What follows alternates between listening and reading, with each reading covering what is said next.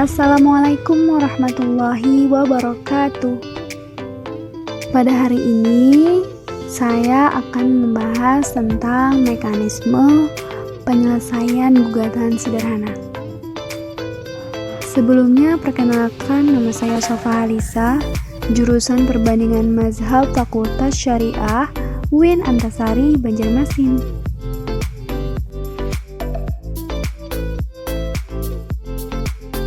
Sebelum kita membahas tentang mekanisme gugatan sederhana, ada baiknya kita mengetahui dulu apa itu gugatan sederhana. Gugatan sederhana merupakan gugatan perdata dengan nilai gugatan material paling banyak 200 juta rupiah yang diselesaikan dengan tata cara dan pembuktian yang sederhana. Penyelesaian dengan gugatan sederhana hanya bisa digunakan untuk perkara ingkar janji atau wan prestasi atau perbuatan melawan hukum. Namun, tidak semua perkara dapat diselesaikan dengan gugatan sederhana. Perkara yang penyelesaiannya dilakukan oleh pengadilan khusus dan juga sengketa tanah tidak bisa dilakukan di sini. Seluruh subjek hukum, baik perseorangan ataupun badan hukum, dapat mengajukan gugatan sederhana. Pihak yang mengajukan gugatan sederhana tidak lebih dari satu, kecuali memiliki kepentingan hukum yang sama. Perkara dapat diselesaikan melalui gugatan sederhana apabila telah memenuhi beberapa persyaratan. Syarat dari para pihak, yang pertama, masing-masing satu penggugat dan tergugat merupakan orang perseorangan atau badan hukum. Penggugat maupun tergugat dapat lebih dari satu apabila memiliki kepentingan hukum yang sama. Yang kedua, penggugat dan tergugat berada dalam daerah hukum yang sama.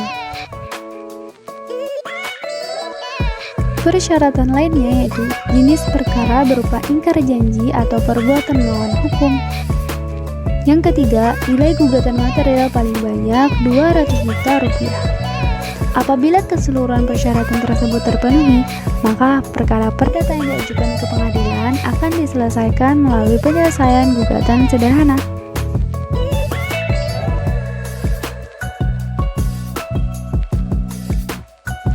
Sekarang masuk ke pembahasan tentang mekanisme gugatan sederhana.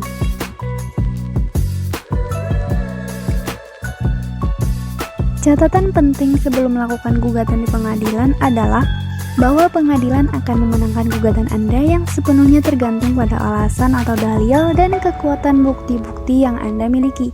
Pengadilan akan memutus bahwa pihak yang kalah harus membayar biaya perkara dan melaksanakan perintah pengadilan sesuai dengan isi amar putusan hakim. Di antaranya, seperti membayar sejumlah uang, memenuhi perjanjian, atau menyerahkan suatu barang. Setelah kita mengetahui segala kemungkinan dan yakin ingin mengajukan gugatan sederhana, kita harus memastikan bahwa persyaratan untuk mengajukan gugatan sederhana sudah terpenuhi, seperti yang sudah dijelaskan pada sebelumnya.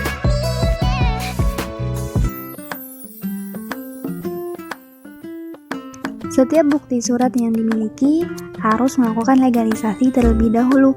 Cara melakukan legalisasi adalah dengan cara menempel materai pada bukti surat atau dokumen, kemudian mendatangi kantor pos terdekat untuk mendapatkan pembubuhan stempel pos oleh pegawai pos pada materai tersebut. Kita bisa lihat pada pasal 2 ayat 1 Undang-Undang Nomor 13 Tahun 1985 tentang bea materai dan Permenq.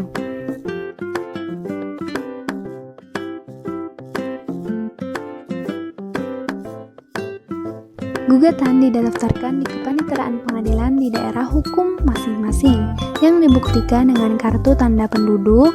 Pastikan bahwa pihak tergugat berada di daerah hukum yang sama dengan kita dan jelas alamat tempat tinggalnya.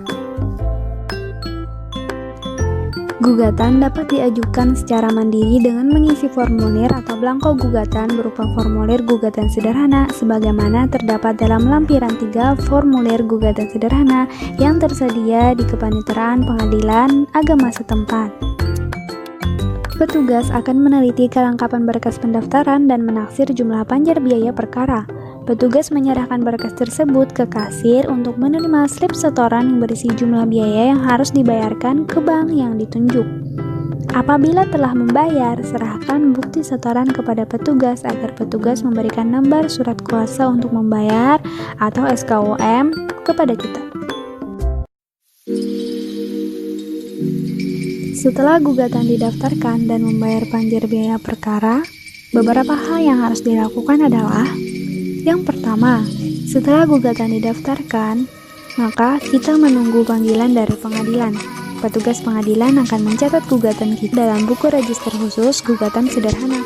Setelah dicatatkan, berkas akan diserahkan kepada ketua pengadilan.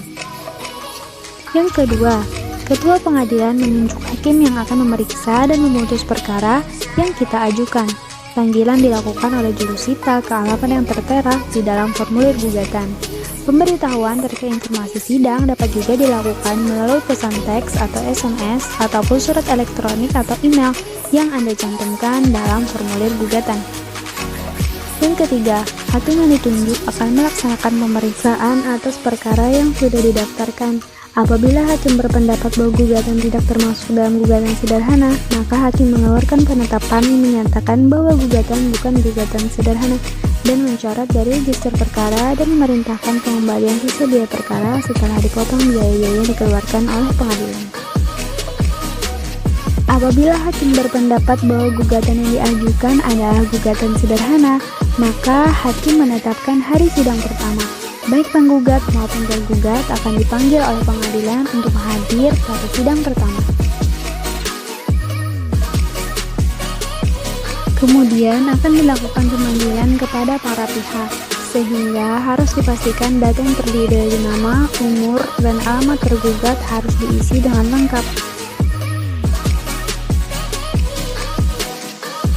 Yang selanjutnya adalah pemeriksaan sidang dan pertanyaan. Hakim akan memberi penjelasan mengenai acara gugatan sederhana perkara secara damai, menuntun para pihak dalam pembuktian, serta menjelaskan upaya hukum yang dapat ditempuh oleh para pihak. Apabila perdamaian tercapai, maka hakim akan membuat putusan akta perdamaian yang bersifat final dan mengikat baik tergugat ataupun penggugat tidak dapat mengajukan upaya hukum. Apabila perdamaian tidak tercapai, hakim akan mulai mendengarkan gugatan yang disampaikan oleh penggugat dan jawaban dari tergugat. Apabila tergugat tidak membantah gugatan, maka tidak ada proses pembuktian.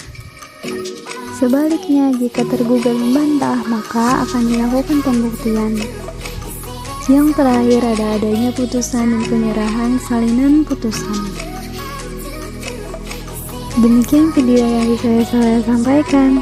Terima kasih, semoga bermanfaat. Wassalamualaikum warahmatullahi wabarakatuh.